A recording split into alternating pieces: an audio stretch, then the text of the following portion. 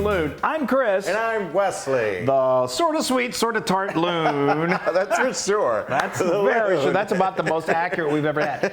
Today, I'm so excited because we're making a dessert. Yes, we found some flour. We found flour. If this is 2020 when you're watching this, you know what that means. Let's tell them what we're doing. We're making our lemon meringue pie. Yes. Yes, we're making pie. Oh my gosh, is there anything funny? Now you may think, I can't make a meringue pie. It'll weep and fall apart and all that. We're going to show you that you can do it. And the higher the meringue, the closer to heaven. That's right. That's what my mama always said. Okay, or no, you always just said that. Okay, so now let's talk about, look at this beautiful, beautiful gorgeous crust. So if you're going to do a homemade pie, you might as well make the crust. I mean, this is there are three key components to this pie. Yes. The crust, the filling, and the meringue. Yes, and your crust is easy and amazing. And upper crust. Yes. Yes. Okay. You're very upper crust. Thank you. So let me tell you how I did this. Isn't this pretty? So, okay, we started off. So I have a recipe for perfect pie crust, perfect pie dough. Super easy. I do it in the food processor, so I've already done that. I do these. A lot of times I make several at a time, and they freeze so beautifully. Right. So I'm going to show you a trick to make sure. A problem that a lot of times people have when they're making pies, and they are doing this sort of a pie. The crust wants to shrink when they're baking, and that's a problem. So we're going to show you a way to get around that. A Chris's tip. A Chris tip. Yes. Okay, so I've got my dough. I've got my, I put a little flour on my counter here on my service. I got my rolling pin. I got it kind of nice and floured up. And then I took the plastic off of my disc of dough. And then I just started using my palm of my hand to kind of begin to start to flatten it out. You don't want to overwork the dough. It's important that you don't do that. You want to keep those little specks of butter in there intact. But anyway, then you start getting your rolling pin and just gently start rolling it out. And there's no rush here. And if the edges start to crack, you can kind of piece them back together with your fingers. I turn it every little bit of like 45 degrees, and then just keep on rolling it until you get 12 inches in diameter. And this is a both ways. Both ways. Full diameter of 12 inches. Yes. This is you can use either like a 9 or a 10 inch. I believe mine is a 9-incher. So 12 inches, you need extra, obviously, for it to go up the sides. So then what I do is I'm making sure I'm not forgetting any steps. I get my rolling pin, and then you just very gently just roll the dough up, and then bring your pie plate over, and then just place it and very gently unroll it, and there you got your pie dough on top of your pie dish. Now, if it's a little off, you can just adjust it. Just be very careful. And then what you want to do is use your fingers to press that dough down into the pie dish. You want to get any excess air out of there. And then what I do now, this is the trick. This is one of two really important tricks to do this, to prevent the shrinkage. Like I said, when I make dough, I always keep extra in the freezer. So make an extra batch of dough. You can use it again. I promise you will. And then just roll it out, flatten it out, and then I use a pizza cutter and I just cut a little strip. And what I do is I put those little pieces on the tops of the pie. Not everywhere, or maybe where the places that need it. In the places that need it. So, unless you've just perfectly rolled that out and there's complete coverage, but there's seldom times. Do you want like a quarter of an inch or an inch above the pie? Yeah, you want a little. That'd be a really high dough. That would be weird. No, you want a little bit of a lip to go around it. And then just use your fingers to form that. This is a trick that I got from Sally's Baking Addiction. She's fabulous. She is. I sort of changed to what she did a little bit. If you get too much, then it becomes too top heavy, and then when you cut into the finished pie, it could weight fall over. You just want enough to form kind of like a little ridge. And then there was a Dolly Parton joke there waiting to happen. What?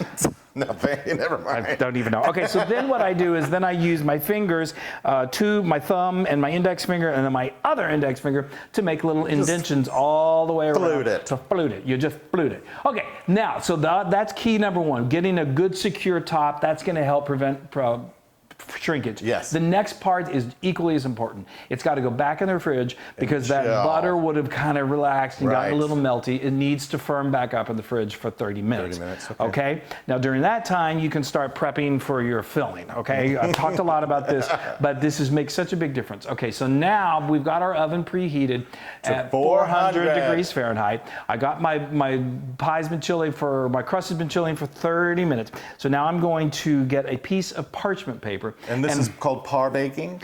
Blind baking. So this is really important. So just real quick to explain why we're blind baking. What blind baking is? Why we're blind baking. What blind baking is doing is it's a process of baking. You got to bake the crust longer than the pie actually needs to bake. So if that's why we need the crust to be done. That we have to at least get it started.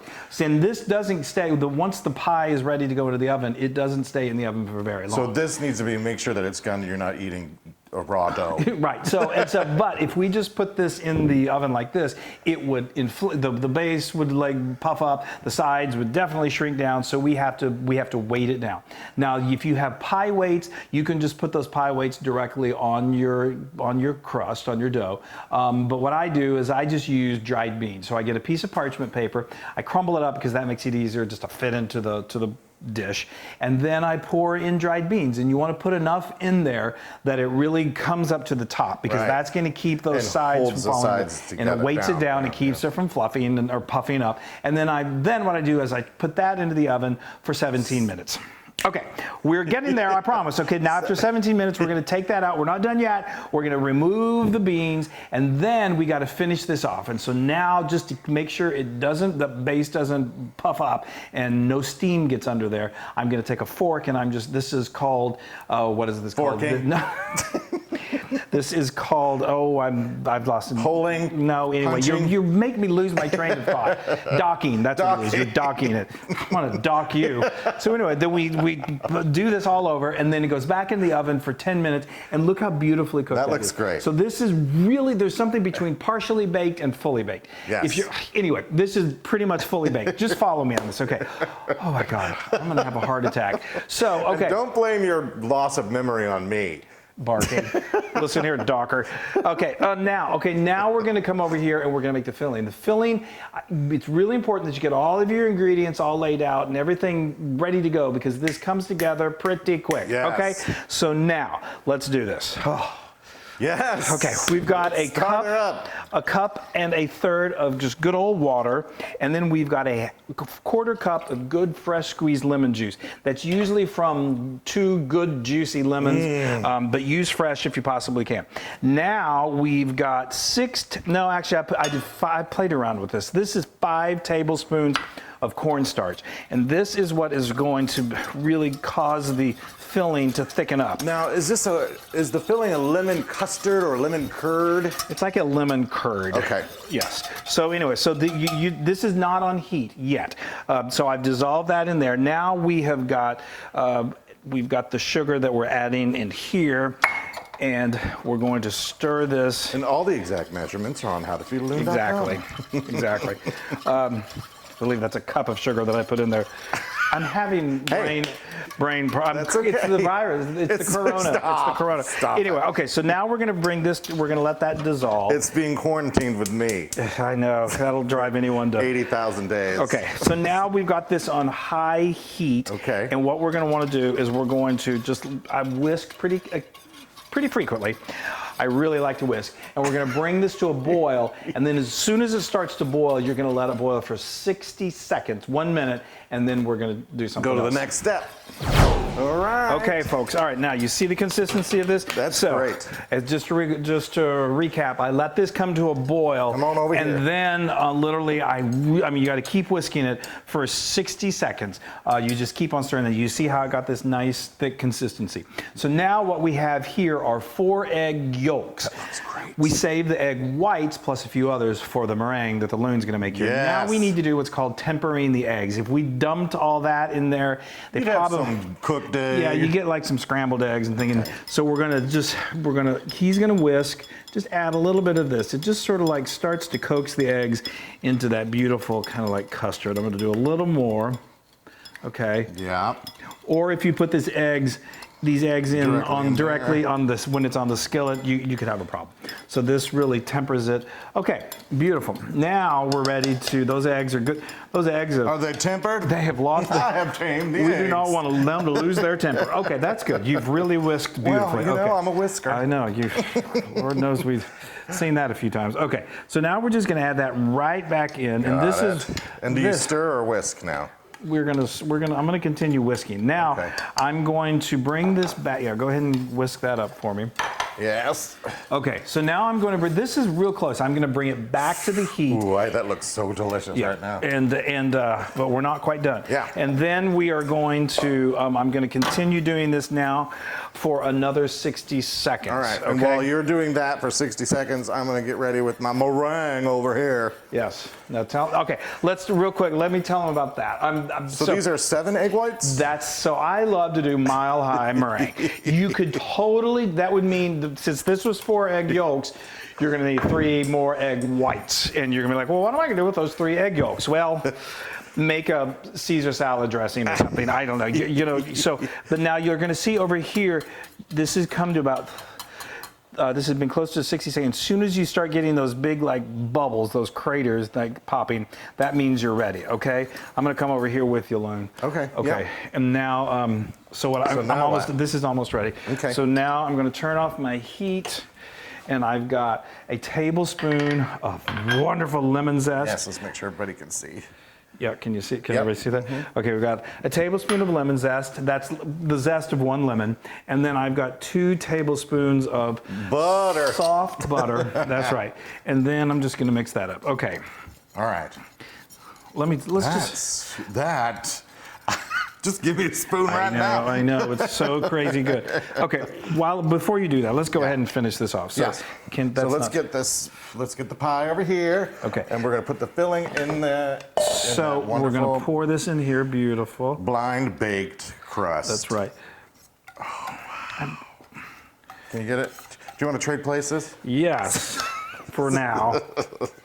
Okay. So that's going to. I could have done that. You could have. That's true. That's a lot of things you could have done, Wesley. Okay. All right. Okay. I think that's good. So that's really good. So that's good. That's really good. So now, now I'm gonna make. Yes. While you're doing that, let me just tell one more. There's so many little tricks to know about this. So we told you about some of the problems that people have with the shrinkage of the pie crust. So we told you about how to resolve that problem. Another problem people have is, and this is a universal problem, that when you make the meringue, it pulls in and it won't stick to the side of the crust. So a trick to have that's gonna happen. I mean, 9 times out of 10, it's gonna start to, after a day, after 2 days, it's just gonna start to shrink up a little. It's just the way it is. But to prevent it, like the first 24 hours, it's important to put the meringue on top of the filling while it's still warm, because that really helps it adhere. And then we're going to show you a technique for making sure it sticks to the crust once you add it on. Okay. I feel like I'm getting hoarse. Yeah, you've been talking a mile a minute. All right, so we've got the 7 egg whites. To convey the information. And now we've got some cream of tartar. How much cream of tartar? Half a teaspoon. So now, again, this is 7. Do I put a little salt in there? Yeah, a pinch of salt. This is going to make a nice heaping amount of meringue. You can certainly make enough with just 4 egg yolks, and if you're doing 4, I would do a 1/4 teaspoon of the cream of tartar. 7 egg yolks, not yolks, whites, sorry, whites. Talk a little louder. 7 whites, use a half a teaspoon and a pinch of salt. So he's doing that just until it gets nice and frothy. And then when it gets frothy, we throw in is that a cup? Half a cup. Half a cup of sugar. A half a cup of sugar. So I'll go ahead and do that now.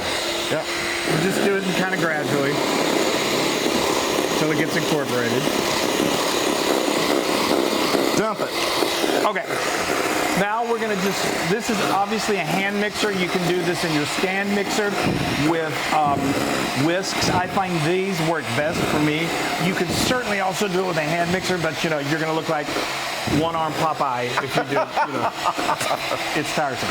But anyway, okay, this is going to take about 2 minutes because we have so many egg whites. Get some nice stiff peaks to it.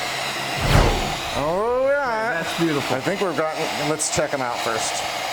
So you're gonna, the technique is just kind of work it in and out, and Oh, there we go. there you go. That's so now that's a nice. You want it to be oh, that's perfect. You see almost that, y'all? glossy looking, and it's you know, fabulous. whenever you can lift it up, and it forms a little peak, like you know you're in the Alps or something, then you're good to go. Okay, Let's here. put this over here. Yeah. Okay. Oh, I'm just gonna get messy. No.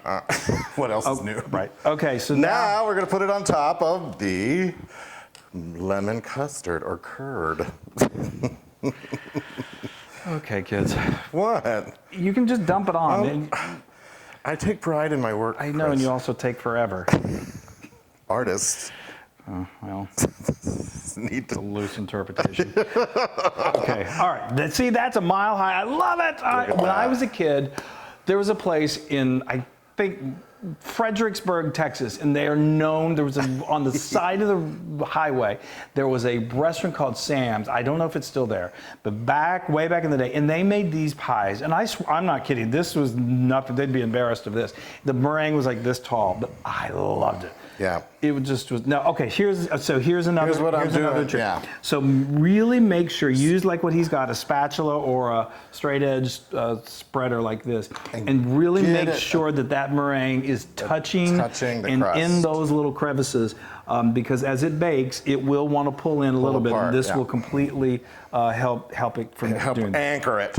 Yes. Wonderful. Now I'm going to do some wonderful little peak action. Yeah. So you just kind of do like he's doing, and it just makes fun little wisps. Yay. We love wisps here at the Loon Longwell I think House. you wisp better than I wisp. Well, Wait, hold on. Let's I see. wisp, you lift. It's okay. Wow, people are like, you need to shut up. Okay. Start. I think we've. Yeah. Yeah. Okay. There Okay, we go. that's good. Now, this is not, like I said, this does not bake long. We basically, all we're doing is we just kind of want to get the tops of this brown. So watch it. Yes. I've got my oven set at, I lowered it to 375. I'm going to put it in for about 10 minutes, but I'm going to keep my eyes on it. And sometimes, some people just stick it under the broiler, but if you do that, be really careful. You don't want to, after all this beautifulness that you created, to burn it. Sometimes you can just take it like you have a kitchen torch and just do like that. But again, you're going to kind of just basically finish off the baking of this crust, which is really done, and we're going to brown the top. And then, unfortunately, it's not ready to eat. We got to let it chill. Chill. Yeah. Okay, yay. It's ready. Oh, that's gorgeous. isn't that beautiful? Oh, I love that. So gorgeous. See how it just kind of browns nicely on top? Okay, folks. So, Yay! That mean, looks so awesome. I always like, I Scoot want it to this way a eat little bit. Oh, watch your hands. I'm using my fingernails. Okay, so like I said, this is not finished yet. All it has to do, your work is basically done other than waiting. Now it just needs, I put it in the refrigerator to help, to let it really cool, but you have to let it cool 100% before you cut into Something it. comes out of the oven and Flo walks over here. Yes. Hi, Flo. Or the refrigerator or whatever. So, okay, so we're gonna put this in the refrigerator. I like to go for 4 hours. It could probably be 3 hours, but let it cool, because if you don't, it'll, and you know. Oh. Okay. All right, I'm going to go take a nap. Okay. Okay, everybody. It has been 4 brutal hours. I'm going to tell you that much. I took a dip in the pool. He took a dip in the pool, and I did recipe planning. But anyway, okay. So, folks, now you see this is still beautiful. First of all, let me say this one thing. The sun has set, and so has the pie. Yes. It has set. We hope. Well, that's the plan. I believe it has. Now you can see, you know, so there's certain things. I read somewhere that a pie is just sort of like a living creature. Sometimes if it's really humid and it's, you know, it's gonna weep a little bit, like we, you know, and so you just can't, you can't help that. Even like the greatest pie shops in the world are gonna have that. Sometimes it's gonna pull away a little bit. It's starting to do that a little bit here. You know, sometimes if I'm serving this the next day, I always think this is best served, you know, within the same day. That's when it's going to be at its best. But if not, you know, you could cheat and go back and add a little more meringue there if it's you pulled go. away. Tricks of the trade. Now, as most of you probably know, who have ever made a pie or even probably a cake, you're being a little risky by serving someone the very first slice out. But you guys are family, and you're not going to judge me if this doesn't. I might judge you. Well, that's a given. Okay. No, I would never. It's always so much easier to cut the first piece out and then cut the next piece out. Yes. But, you know, like I said, we're going to go for it here. And I think we're going to be okay. Let's just make sure. Come on, baby. Come on out. There we go. Oh, we're losing a little bit. A little bit of meringue. There we go. Oh, fabulous. Oh, that's held. Here, let me get it. I'll That's fix beautiful. it a little bit. There we go. Okay. Now there's yours. There That's we go. great. Okay. It fell over a little bit, but that's It right. fell over, but the meringue, look at that's I know. whole, Now, I mean, the custard or the curd or whatever it is, The filling. the filling is staying in place, which is always a winner. I know. Okay, well, mine's a little. That's all right. I'm going to go in for it anyway. Look at that, guys. That is beautiful. Isn't that gorgeous? Oh, look at how, and that's perfect. Oh, and that crust. It looks so good. I know That the crust. Yay, I've been waiting for almost a whole day for this.